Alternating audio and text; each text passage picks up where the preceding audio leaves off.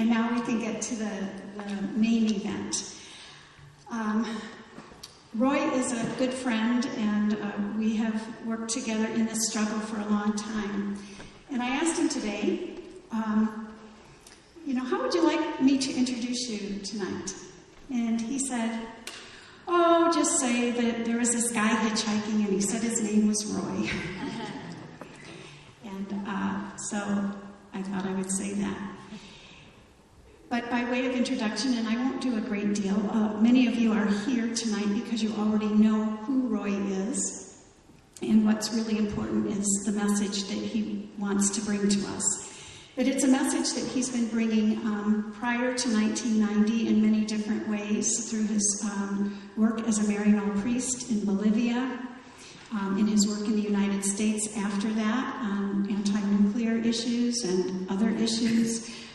Certainly involved long before 1990 in trying to stop U.S. military aid to El Salvador and to other parts of Central America. But since 1990 has been the founder and the spirit leader of our movement to close the School of the Americas. And through that movement, many, many people have become conscientized about U.S. foreign policy toward Latin America, and been brought together to be able to address that. And that's been a great gift to a lot of people, young, old, very young, very old.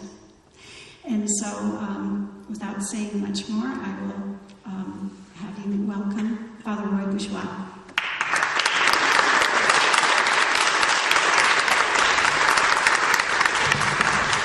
Thank you, Mary. And thank you for being here this evening. I just feel honored to be with you. I don't know what can be more important than working for peace, struggling for justice and equality. I must confess that it took me a long time to get on that road to peace, justice, and equality. I grew up in the small town in Louisiana. We didn't question things, not our country's foreign policy or our church's teachings, most of us Catholic in this little town. My ticket out of Louisiana was the military. I thought of making the military a career, and so in my 4th year, I volunteered for shore duty in Vietnam. They said our cause was noble. We were going to be the liberators. Very similar to what we heard about going into Iraq, Afghanistan. Vietnam became that turning point for me and for many of us who have gone off to wars. I don't know what to say other than we have what we call a conscience. We have a heart, we have feelings, compassion. And we cannot cause suffering to others or see others suffer and go on with our lives as before. We're not made for war. Our loving Creator did not make us that way. It was in Vietnam where there were many sleepless nights because nearby was this orphanage filled with over 300 children. They were orphans, their parents had been killed.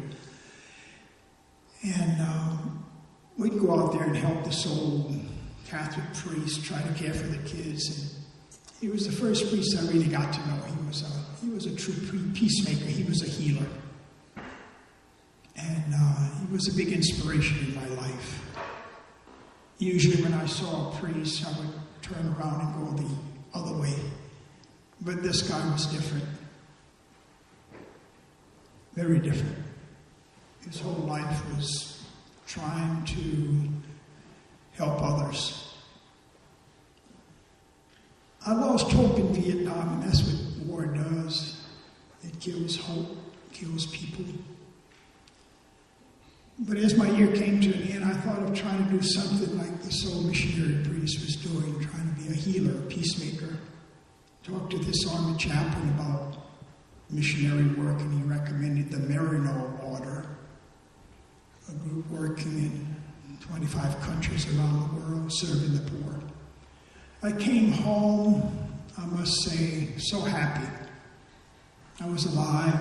We wept when we left Saigon, many of us. It was a new beginning. I entered the Marino Order, this Catholic-based organization, and I was ordained a Catholic priest in 1972 and went off to Bolivia, where I was assigned. I arrived in Bolivia knowing so little about Latin America. In our country, I think our greatest enemy is ignorance. We know so little about what our foreign policy is doing to others on the receiving end. And I certainly was in that group, filled with this ignorance. But in Bolivia, the poor became my teachers. They started to teach this gringo from this little town in Louisiana about their lives, their struggle. And that's what it was about. It was about a struggle for survival. Most of the people in this slum where I began to live and work were the way most people were living in the developing world and throughout Latin America. On the edge, struggling for survival. In shacks without running water. Few schools for their kids. When their kids got sick, there weren't the medicines to be healed, and so many of them wouldn't make it beyond the age of 4 or 5. It saddened me also to see my country, the United States, in Bolivia, supporting a brutal dictatorship, General Bonzer, who came into power through a violent coup. One of the many at that time in that region. Next door was Chile, where we supported General Augusto Pinochet. Nearby in Argentina, the generals. And throughout Central America, the military leaders there, the men with the guns. Put very simply, we were on the wrong side. We were, in essence, the new conquistadors who came like those hundreds of years before us to exploit, to live off of the backs of other people, to exploit people's cheap labor and their country's resources. In Bolivia, it was the tin, Chile was the copper, Central America, United Fruit, the bananas, and it went on and on and on. We were living off of the blood and sweat of others. And it saddened me to see my country doing this. It was in Bolivia where I was introduced to a new theology. A theology that gives hope to the poor. A theology called the theology of liberation. Where they believe in this God who does not want them or anyone to suffer. A loving God who gave their country and every country enough resources for everyone to live comfortably, where no one should go to bed hungry at night or be paid $1 a day for their labor. A country where no one should die before their time because of oppression and exploitation. It's a theology that empowers the poor. As a Catholic, I was taught, basically, to embrace your lot in life. That image we had of God was not such a great God, really. Very punishing God. And you were to really look forward to the next life where your joy would come, your happiness. But this liberation theology empowers the poor to understand that this is not the will of God, the way they live, as they've been taught before by Catholic missionaries. This God calls everyone to the table. as equals, where no one at that table can say they are superior to another or someone is lesser. That everyone, no matter if their race, gender, or sexual orientation, they are of equal worth and dignity. No exceptions. No exceptions. Out of liberation theology comes this all-important word, solidaridad, solidarity, which means, of course, to accompany others in their struggle, to make the struggle of others your struggle, and to walk with them in that struggle.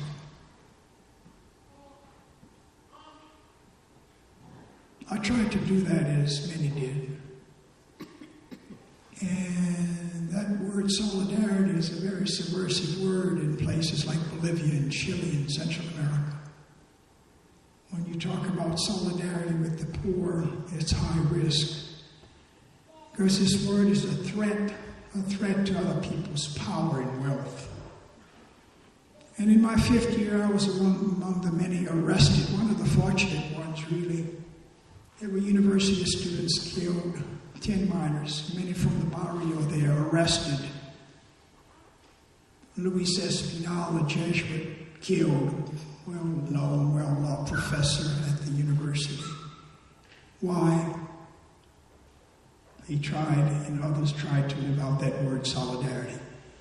When I came home, I tried to go back, denied a visa, persona non grata.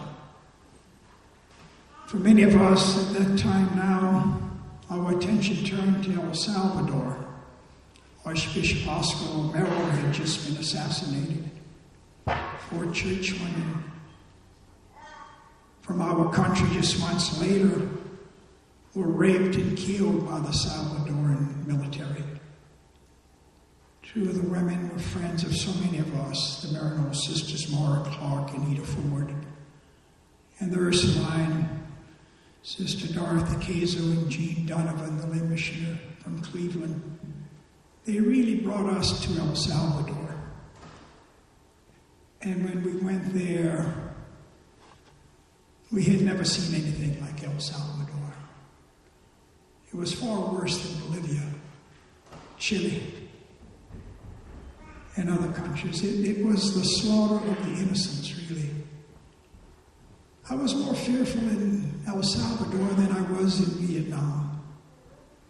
I've never seen such abuse of power, such brutality of the military toward their people.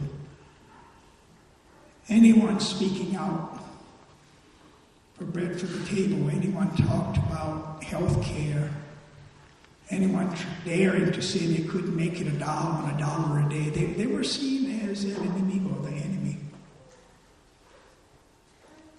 They were killed, disappeared.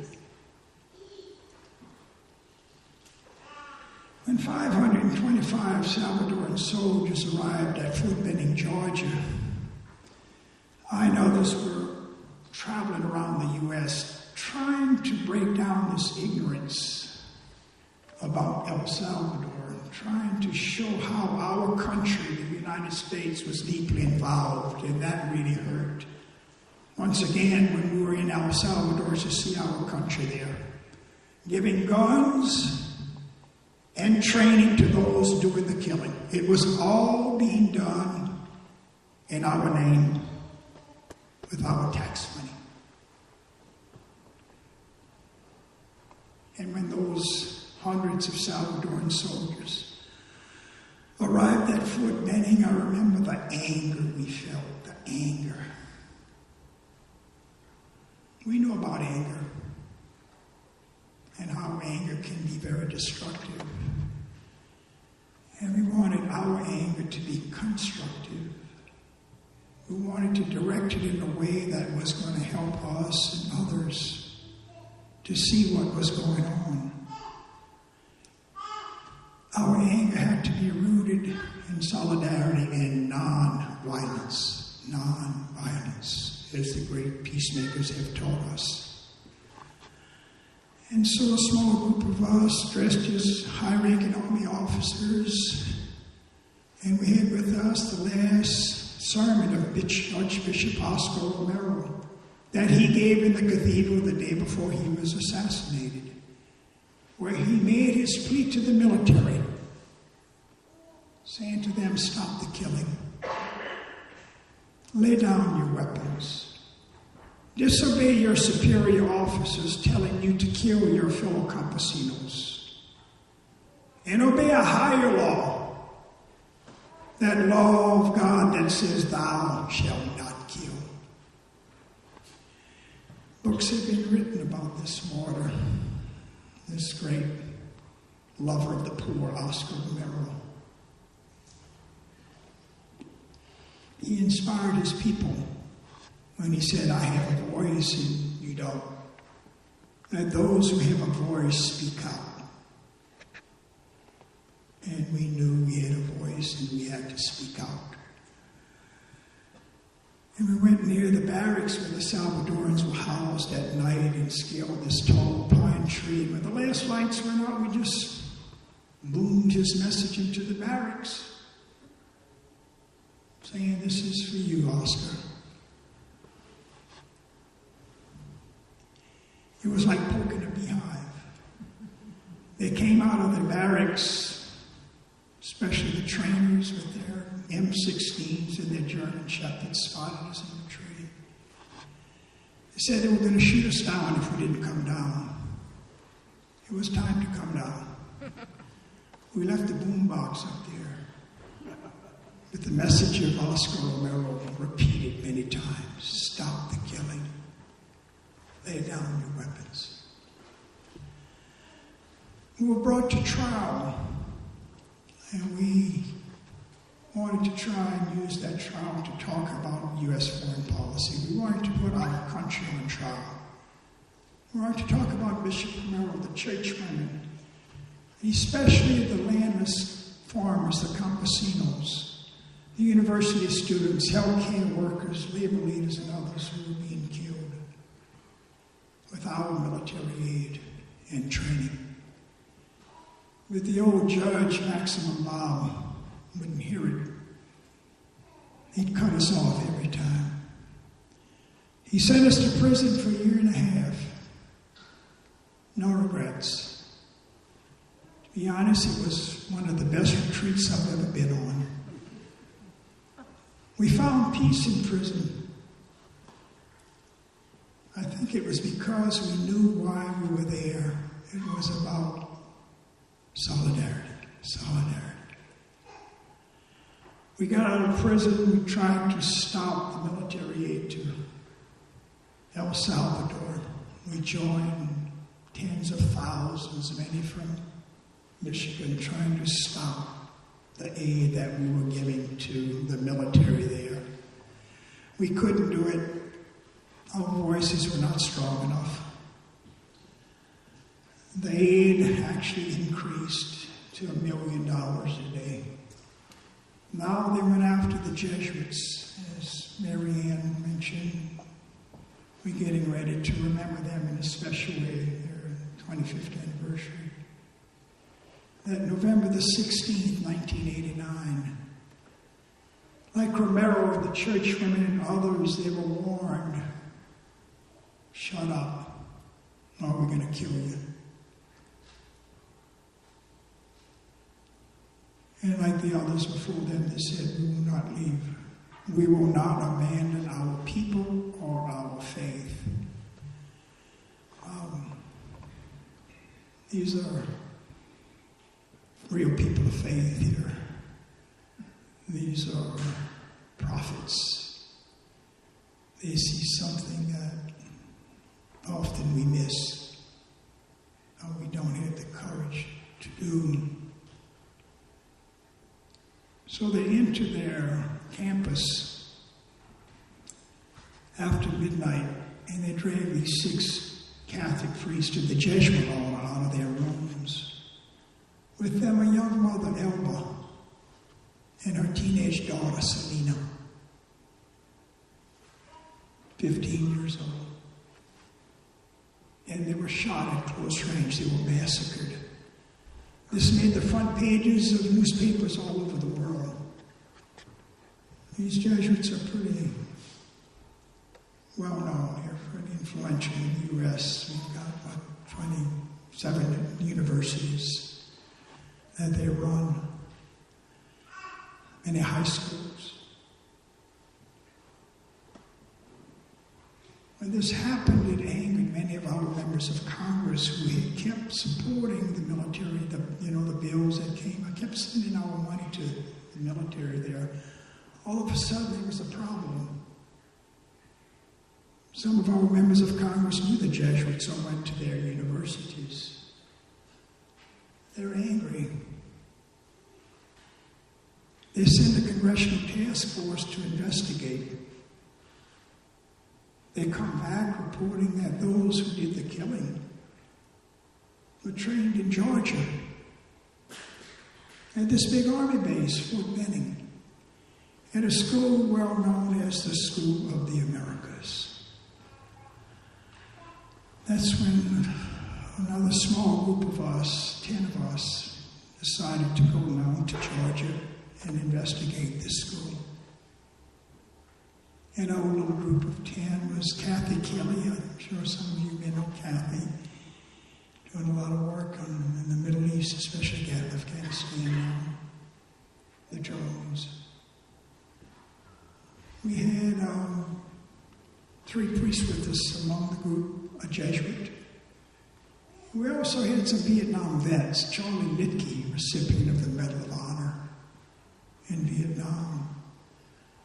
And as we stood vigil in a long, water-only fast at the main gate of Fort Benning that went 35 days,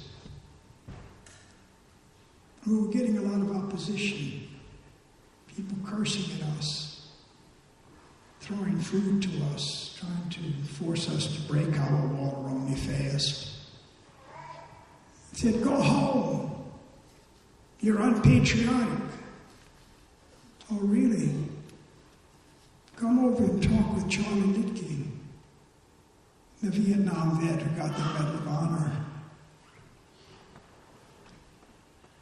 It was after they did a big story about our little group, and with no intention of starting any kind of a movement. And they talked about Charlie and his bravery. And these young soldiers would often come in the middle of the night as we camped out there to meet him. It was just the beginning of something we didn't plan on. And I think that's what peacemaking sometimes is about. We don't have a clear vision. We just kind of keep trying to do what we can do in our ways. We ended the fast and had to do some homework now.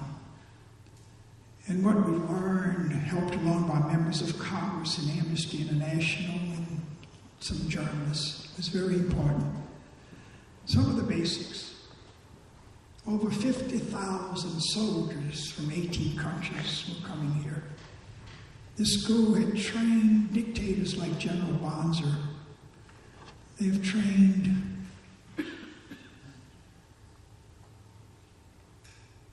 soldiers who went back and really learned the techniques of torture, as reported in the front page of the Washington Post. The main course there was counterinsurgency. We began to ask, well, who are the insurgents? And sure enough, they are who they've always been in these developing countries. They are the poor, the landless farmers who speak out and say we can't make it on $1 a day. They are the university students, healthcare workers, the religious leaders. They are the labor leaders, especially in a country like Colombia, where there are more unionists killed there than in any other country of the world. They are the targets. They are those who are killed, disappeared, tortured by those trained here, the School of the Americas. When the United Nations Truth Commission report on El Salvador made the front pages of our newspapers, it reported that those who killed Bishop Romero, the churchman and the Jesuits, and the list went on and on and on, those responsible were trained at this school. And that's when we realized this was serious. We knew enough. We knew enough. We opened up a little office in Washington, D.C. on a shoestring budget. I continued to live in that little apartment right outside of the main gate of Fort Benning, where I remain today. We started with 10, I remember, and then 500 came the next year, and then 1,000, 5,000, 10,000, 15,000. We said, let us gather here that weekend before Thanksgiving and keep alive the memories of all of those killed by these soldiers that we trained here. And how it's all done in our name with our money. Let us come here in the name of solidarity, in the name of peace. And let us keep the memories of so many alive. Let us not forget them. And when we gather, it's this great celebration of hope. I know many of you have been. Could I just see a show of hands who have been with us in the past? I know Michigan has always been well represented. We have a lot of speakers from Latin America, from the U.S., great music. We've learned how important music is to our movement. It just uplifts the spirit. The puppetistas are there. Some arrive a week early to work on these huge puppets that bring joy to adults and children alike. Saturday night, we're in the convention center, taking over so many rooms. We have workshops. We have teach-ins, speakers there addressing all these issues. And we're not only talking about the School of the Americas. We've made connections over these years. How we've got to make connections. How we must address this bigger issue of militarism, racism, sexism, homophobia, all these issues of inequality, and what are they rooted in? Fear, power. We talk about drones, how some people in our movement are now being arrested in upstate New York because of protesting the drones that they're developing at this big Air Force base, Hancock base. Sunday, it's more solemn. We have the solemn funeral procession where thousands march holding those white crosses of photographs of the victims. And their names are called out. We've got names of thousands. Their names and their ages are called out. And in unison after the name is called out, the age, many of them children, the thousands who say, presente, this person is with us. It's here we touch on the sacred. Many of us weep. We get to the fence, we put our photographs, those crosses on that fence, turn it into something very sacred, a memorial wall. Over the years, it became a tradition from the very beginning that there are those who want to take the message inside that base. And I'm happy to say that over 300 of our people have gone to prison. When you cross that line and go on to Fort Benning, You're charged with criminal trespass. And the sentence usually is 6 months, sometimes a heavy fine. With us this evening is one of our prisoners of conscience, as they're known, Rebecca Canner, and others who might be with us. Could our prisoners of conscience please stand? Rebecca, anyone else here who might be our prisoners of conscience?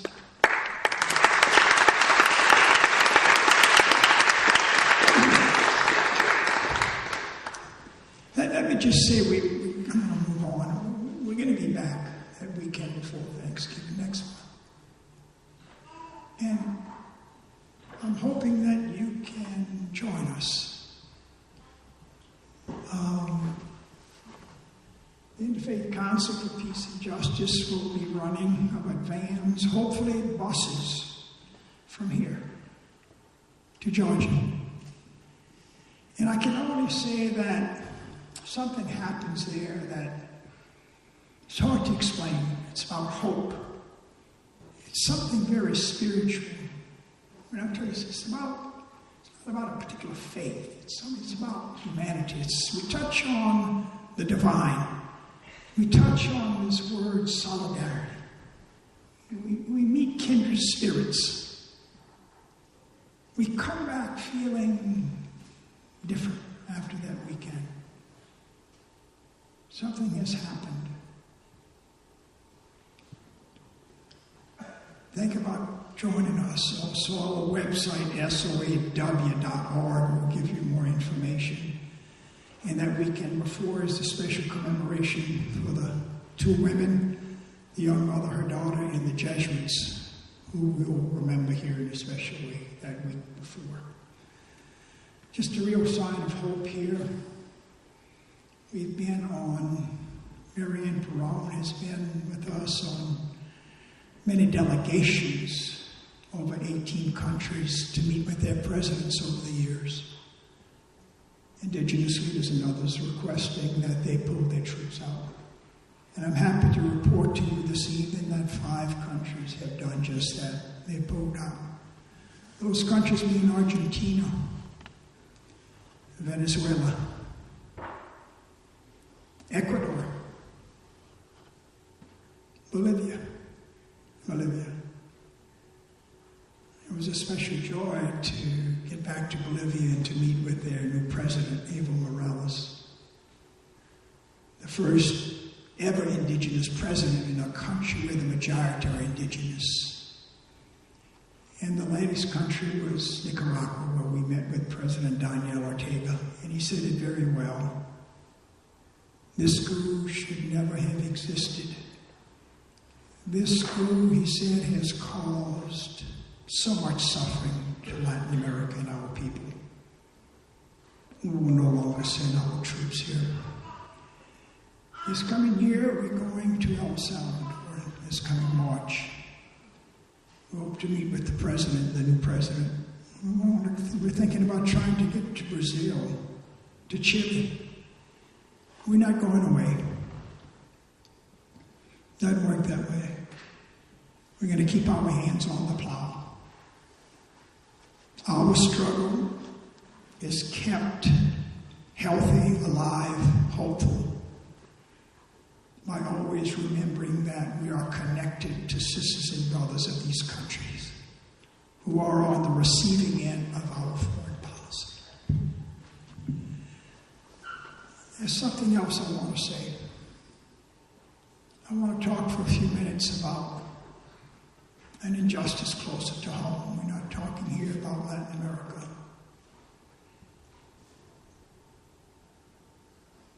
We're talking about a big faith community that I'm a member of as a Catholic priest, the Catholic Church. Over the years,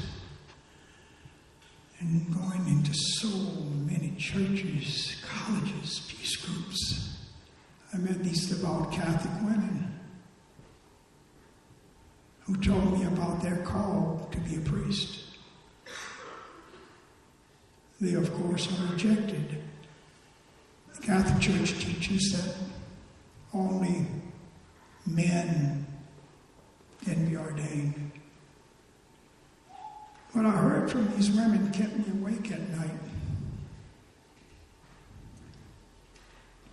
The Catholic Church, as most faith traditions that I know, teach that a loving God, Creator, created everyone of equal worth and dignity. Men and women are equal. Galatians 3:28 in the Bible says it very clear. There is neither male nor female. In Christ you're one. But this is what really started to poke that beehive of patriarchy. The Pope, bishops, all priests, we all say the same thing. That this call to be a priest comes from none other than the Holy One, the Creator, God. God. That call comes from God. So the question I began to ask myself and my fellow priest was a very basic but very important one. Who are we as men to say that our call to the priesthood is authentic, but your call as women is not? Who are we to reject God's call of women? And what I saw at the root of this teaching was a grave injustice. What I saw at the root of this teaching was discrimination, which we call sexism. And sexism, like racism, like homophobia, it's wrong, it's a sin. And no matter how hard we may try to justify our discrimination against others and make God our partner in doing this, in the end, it is never the way of God. And what I saw was how this all-male clerical culture saw women as, I'm embarrassed to say this, but this is the reality, the truth. How we have come to see women as a threat to our power. How we have come to see women as lesser than men.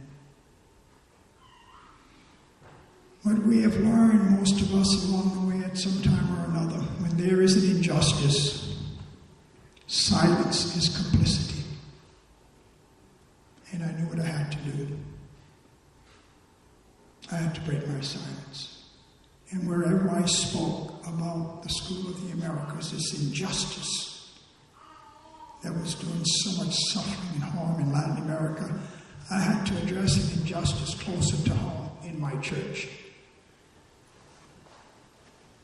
And so wherever I spoke, audiences got the package deal. And I started getting calls from the headquarters. I was poking that beehive of patriarchy. I was warned to shut up. I was getting to be in trouble. I was being reported by bishops wherever I spoke. And I simply said, I will not be silent. And then came the invitation later to attend one of the ordinations of one of the many women called, who are not waiting any longer. They've waited 2,000 years. They've been patient enough.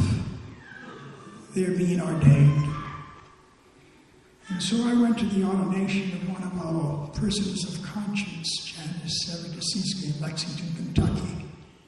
One of the many who crossed the line. A teacher, an activist in our movement. I said it would be an honor to attend. Hundreds gathered from our movement, from our community. And we celebrated what was going on there that day. Someone saying, I will devote the rest of my life to be a peacemaker, a healer. I will work for a better world, a world of justice and peace and equality. Wow. Something so important to celebrate. There was great joy there. However, the Vatican did not celebrate, not share our joy. Just a few weeks later, I got this very serious letter from the Vatican. I had 30 days to recant my public support for the ordination of women, or I would be excommunicated. The letter also stated that I was causing grave scandal in the church. I took a week off, went on retreat. I needed silence, solitude. I wanted to get my response right. And so I wrote back, focusing in on the issue of conscience. How important conscience is in our lives. We've all known, we all know this. Our constant companion through life, our conscience. How it always urges us to do what is right, to do what is just. And when we follow our conscience, we're at peace. We sleep well. We have this joy. And when we don't, we're tormented. We've been there. I have. We don't sleep, drink too much, kill the pain, doesn't work. We're off course. We're betraying our companion, conscience. And I simply wrote and said, what you're asking me would be to lie. What you're asking of me would betray my conscience. I will not recant. I also addressed the issue of scandal. Couldn't resist. And I simply said, when Catholics hear the word scandal, they do not think about the ordination of women. You should know, I stated, that the majority of Catholics, the polls are showing, like the New York Times had just come out with their poll, Gallup and others, 75% of Catholics support the ordination of women. When Catholics hear the word scandal, what they think about, the over 5,000 Catholic priests in the United States alone who have raped and sexually abused over 12,000 children. They also think about their bishops, many who knew about these horrific crimes, but who remained silent and transferred their priests to protect them, to protect the old boys club. I sent my letter off, never got a response. Over 2 or 3 years went by. Continued in my ministry, still a very old priest.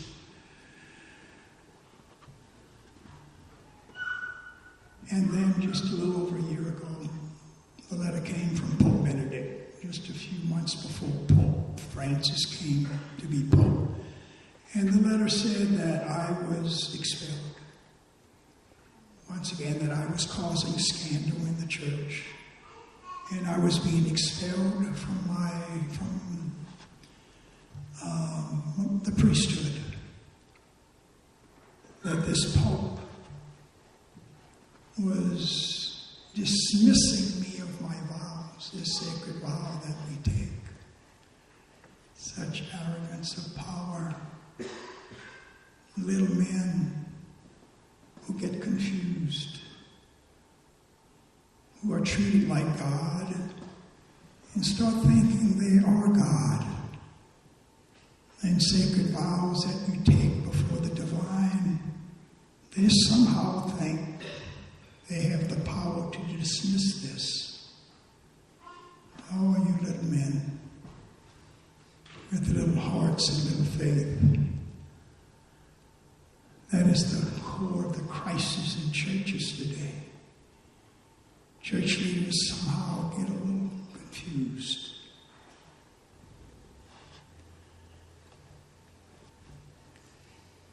This last year has been hard. experienced that kind of pain or rejection before. The hardest part was being kicked out of my community, the Marino community, of 46 years. This is close, this is more personal, this is family.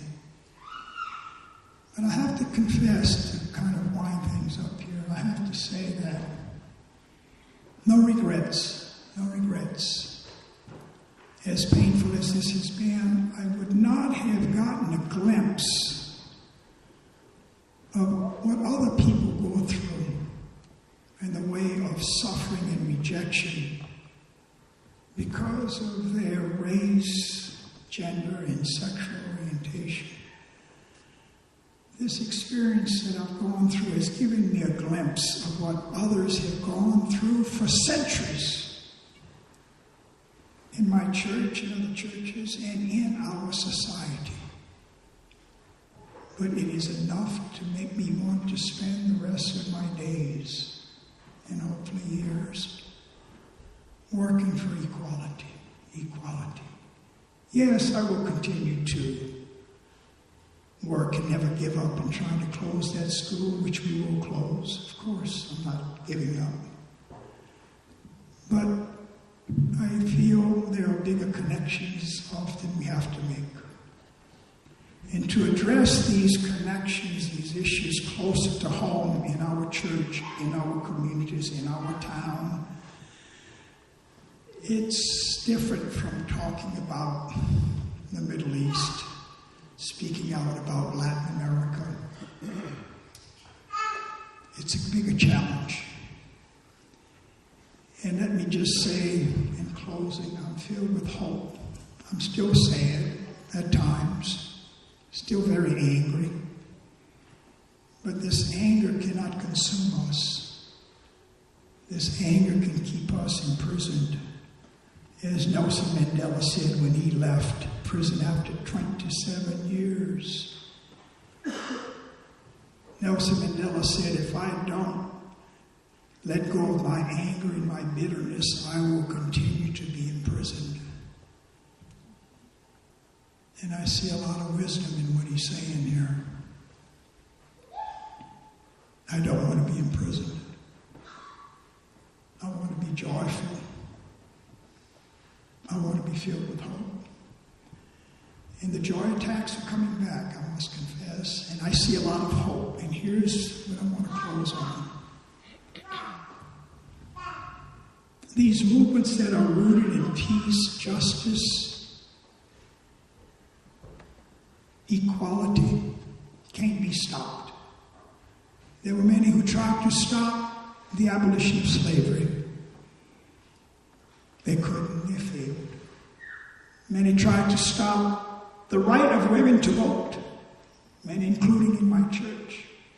They failed. They caused a lot of suffering too, of course, and delaying that vote. And many tried to stop the civil rights movement. Many in our faith communities, I know in mine, in our little town, they failed. Why?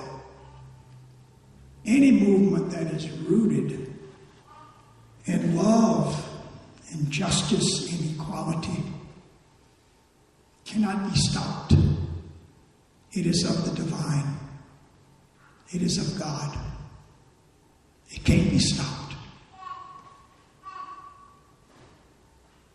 And I have no doubt that women will be ordained.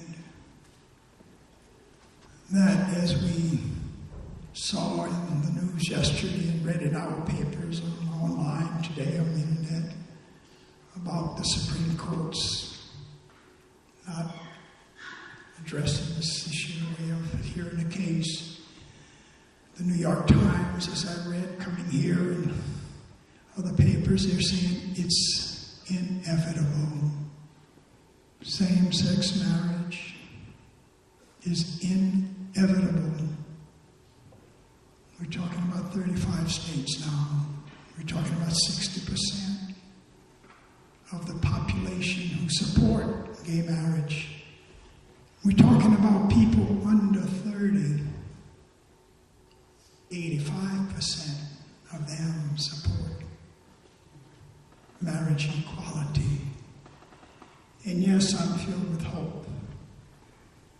And I just ask in closing that we try to, as best we can, address these issues.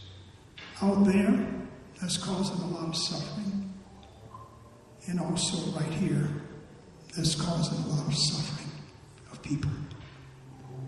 Let us be identifying ourselves. Let us be in solidarity with all sisters and brothers who are really, really striving and working for equality and justice. Thank you.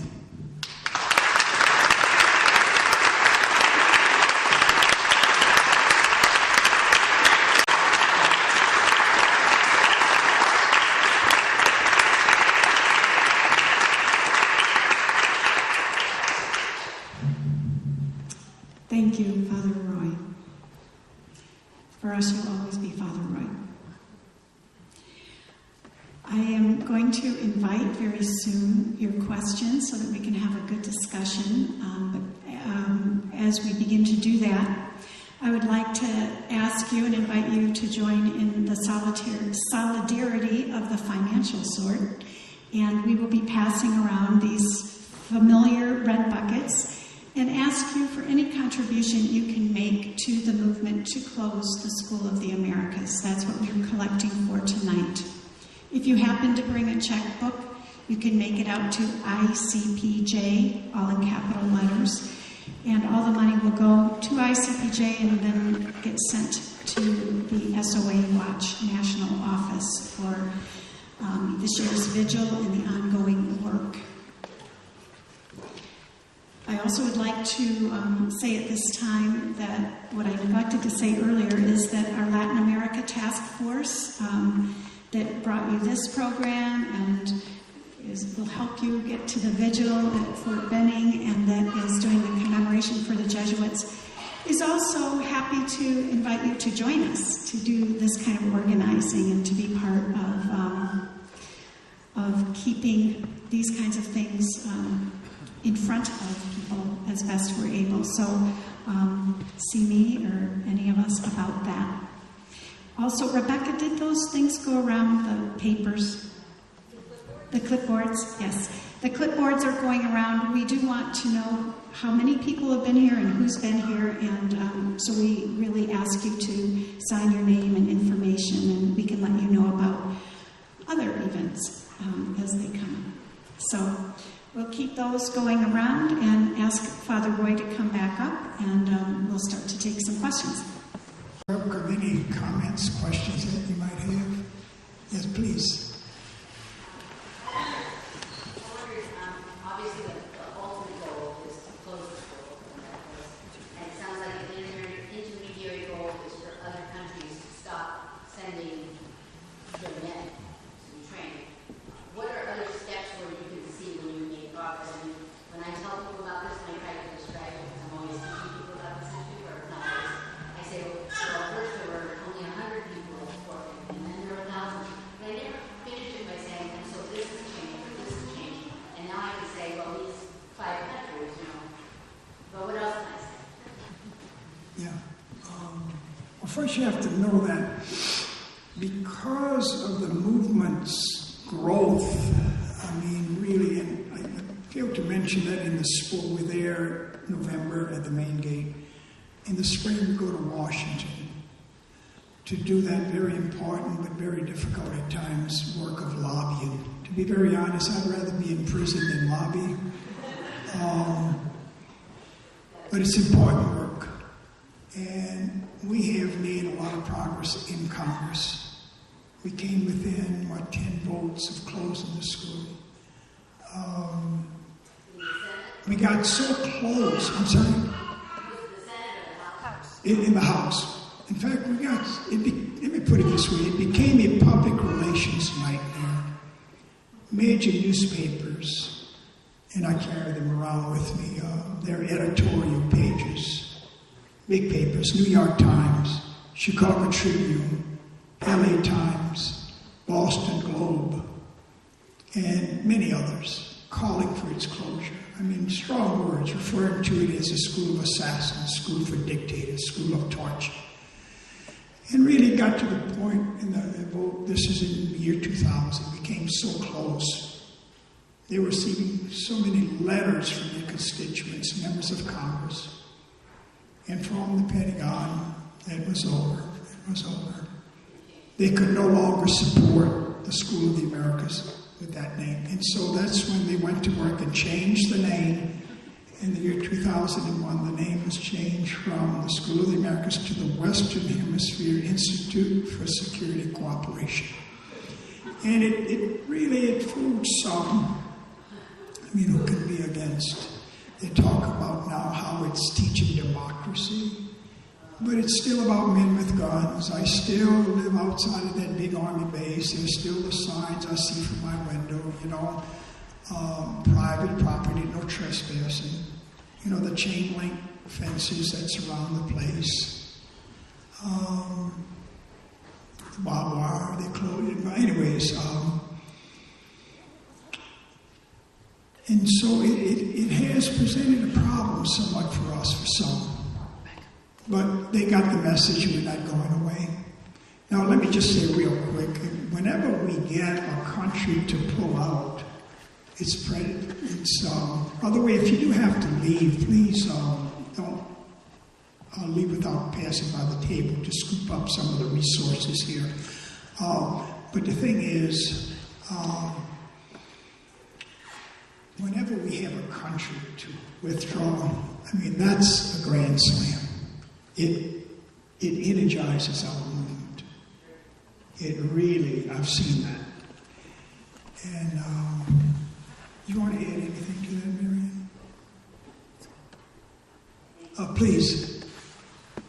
Well, I'm not sure what my question is, but it has to do with how moved I am by your making the link with sexism and women's ordination, knowing that it's going to cost the movement of the School of the Americas, at least in the short run.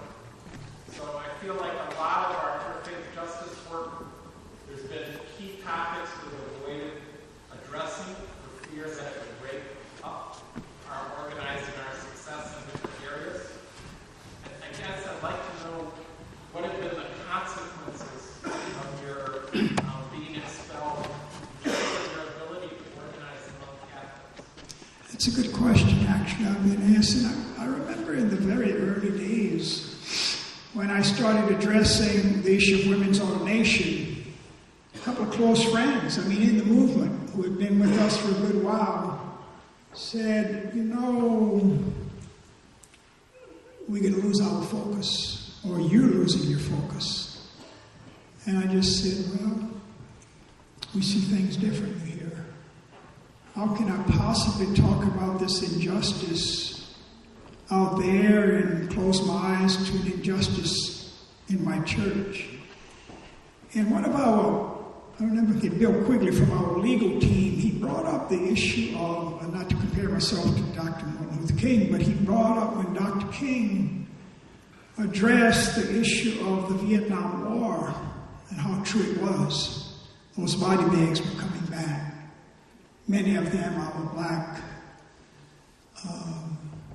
officers and enlisted men, mostly men, coming back from Vietnam in the body bags. African Americans. And I remember if they came, especially the South, they had problems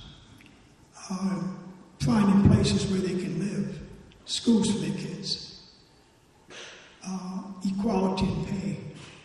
And Dr. King knew what he had to do. This was bigger than Vietnam. He had to make connections.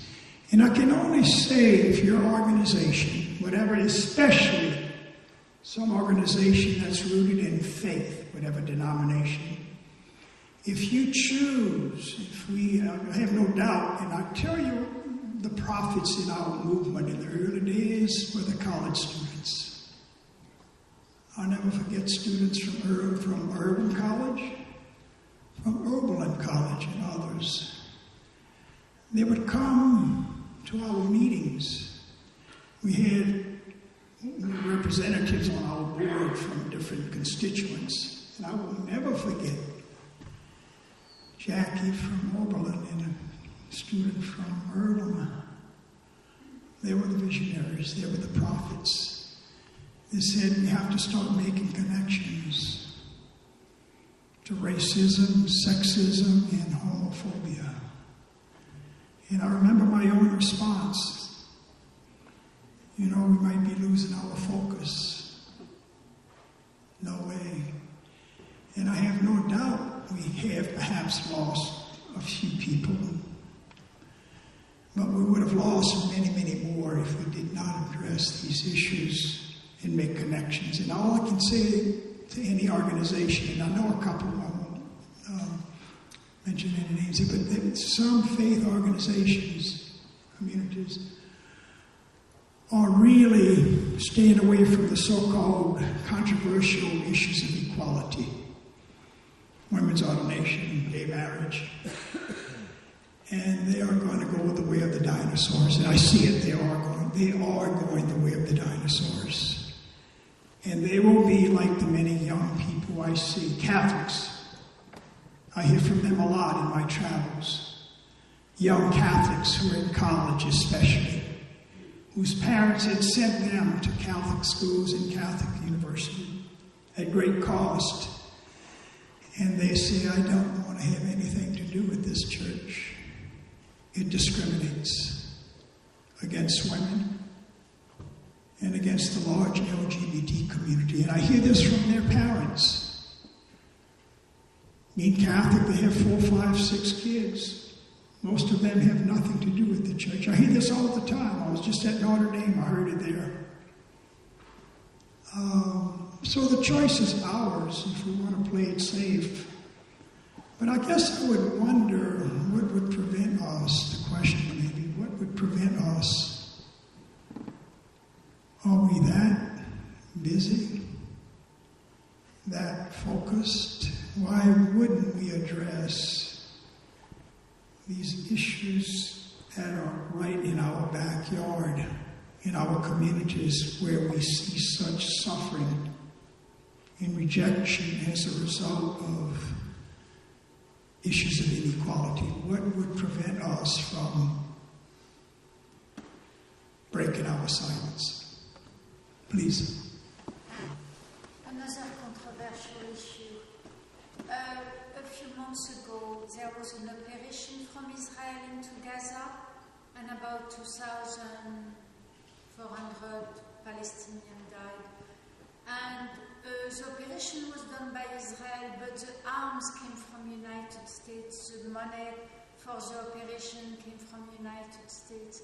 So, in a sense, I saw an Israeli soldier on YouTube said, Gaza is a lab, and tested weapons sell better than untested weapons. So I am well aware that I'm testing the weapon of the United States. And so it's foreign policy that we want to change. It's foreign policy. Because they kill children, women, they torture people. So do you in your movement kind of look at an overall picture of how we can make this transition from a movement to actually really change the policy? So are you writing document, text, policies that will advance the change in U.S. foreign policy? If I understand you correctly, what we've learned is that change is not going to come from those in power, our leaders here in the government, the dictators out there, the Pope, the bishops. No. I mean, change, for the most part, we've learned, will come from the bottom up, not from the top down. In fact, Pope Francis, just yesterday at the Synod, said something I thought rather interesting. He talked about this addiction that he was referring to mostly to Catholic bishops and cardinals and priests. How there is this addiction to power, and to money. And to be honest, that addiction is pretty powerful. I've seen that. Very powerful. I mean, it's actually worse than when I was in the military. Everybody, the lieutenant wants to be a captain. captain, a commander, and you want to be a general, and you move up that ladder. In the Catholic Church, the priest wants to be a bishop, the bishop a cardinal, the cardinal the pope, the pope wants to be God. It's this addiction to power, and often it is so subtle. We're talking about ourselves too. There's a word that I know in the Catholic Church that we've lost. It's called humility. Humility. There was a great prophet who was asked, well, what are we to do? And he simply said, we are to act justly. We are to love tenderly. And we are to walk humbly with others. Humbly with our God and others. This word humility in many church leaders has somehow been lost. We have become very addicted to power and to money. Not only in the church, but in life itself. Maybe one more and then we could, yeah, please.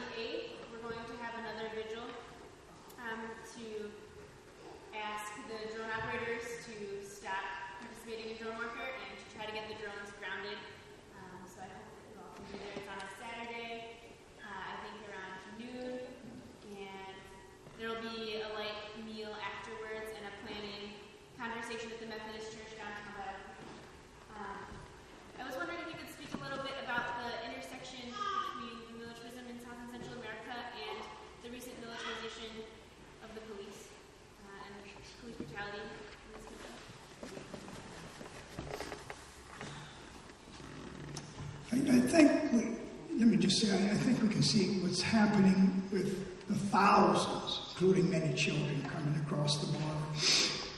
Why is this?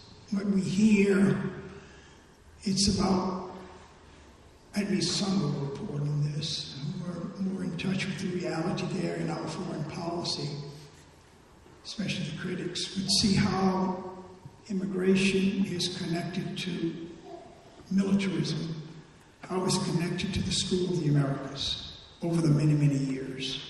El Salvador, over 75,000 killed. Guatemala, where we were on a recent delegation, over 200,000 killed in that civil war there.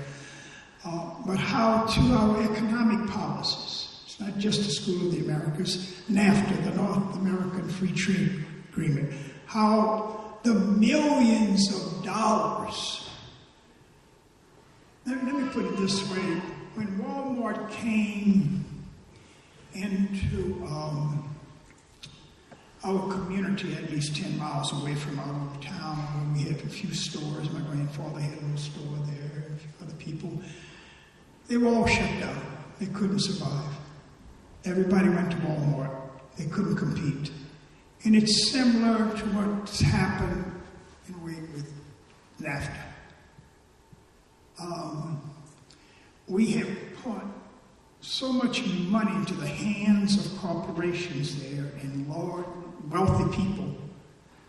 Thousands of little people, little farmers, little business people couldn't survive.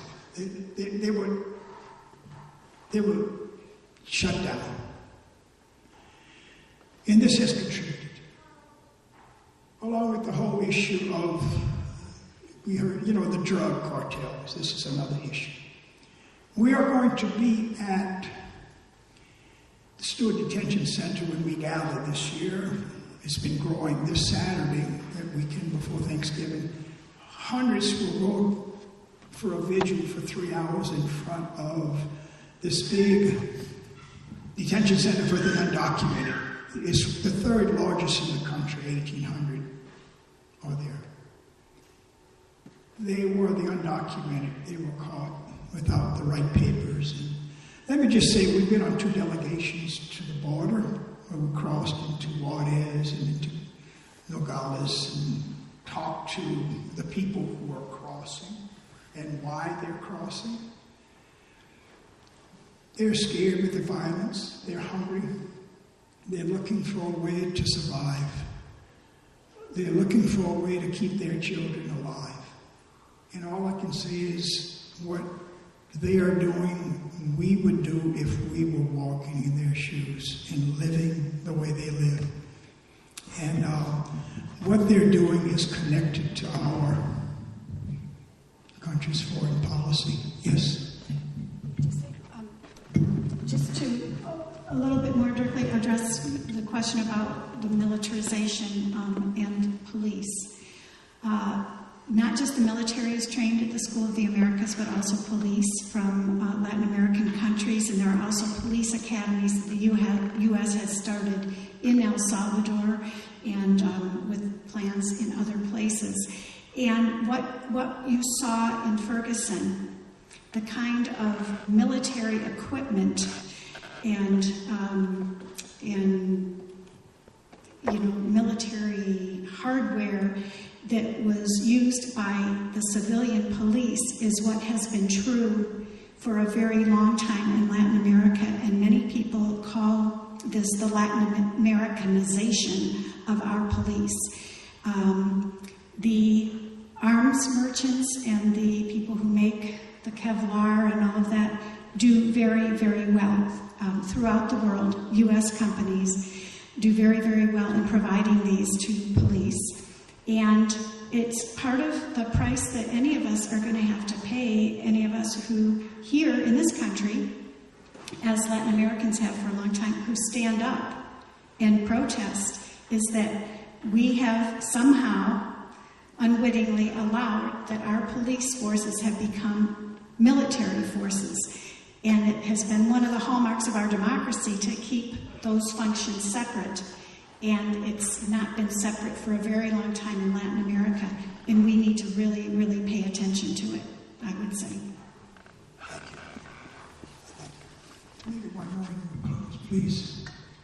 Just on a militarization question from before of the police force here. One easy direct tie that I think could be helpful. Police forces, police forces, like city police and things like that, have been being flown to Israel, privately funded, to be trained in various tactics of very violent repression of civilian populations. And this comes, it's paid for by the U.S., but it's kind of a mass thing because the U.S. taxpayers pay $2 billion directly a year to the military. $3 billion to Israel as a whole, but $2 billion to the military. So the case could be made that we pay for them, the Israeli IDF, to be trained in these tactics.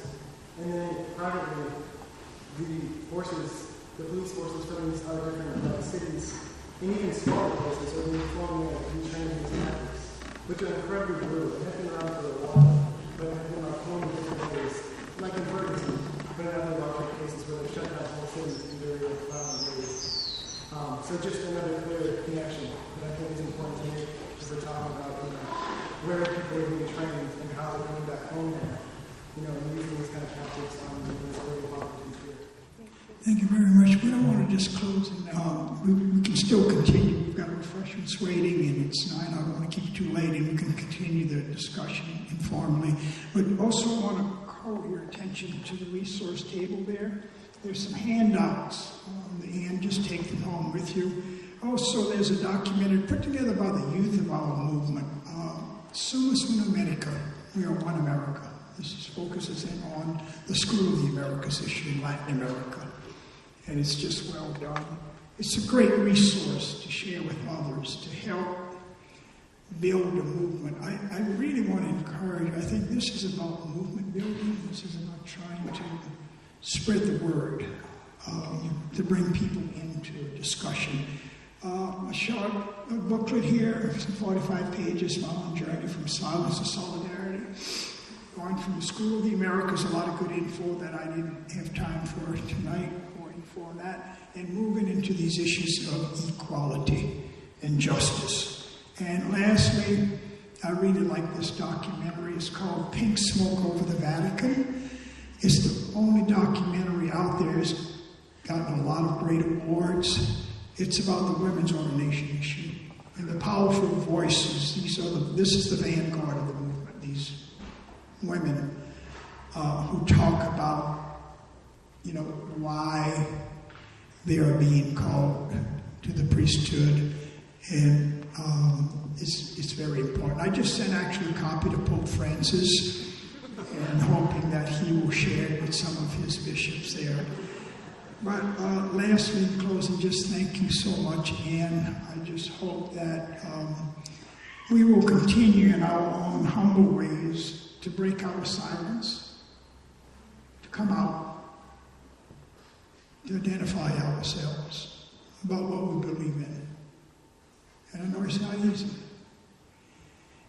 to talk about this, what we really believe in, with family and friends on controversial issues.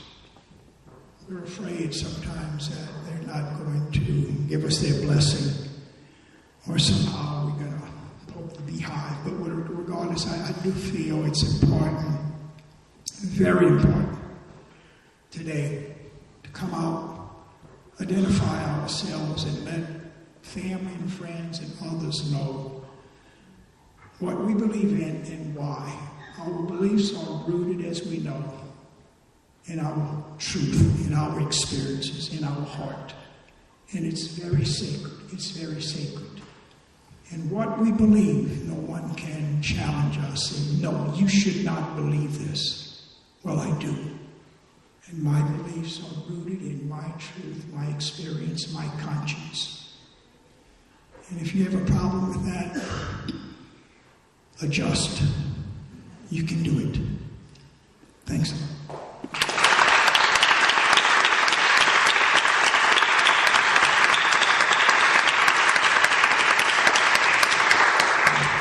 Thank you, Roy. Thank you very much for coming to Michigan, coming to Ann Arbor.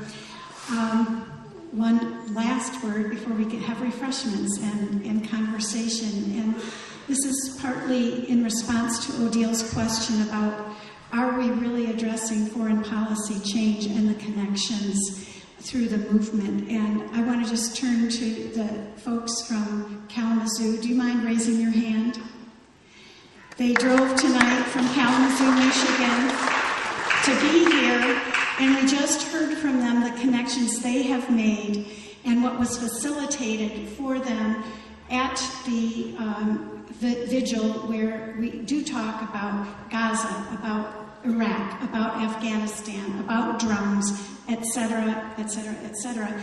And listen to what they are doing in their community about drone warfare. And I was so happy to hear that tonight. And that's what happens in a movement sometimes too, when you haven't yet closed a school, you haven't yet made Congress turn around on their unfathomable support for the murderous regime in Honduras as we speak, etc. But lots and lots of young people, old people, and everyone in between are getting conscientized and are doing what they can where they are. And I have no doubt that that will continue to spread. So thank you again. Thank you, Roy.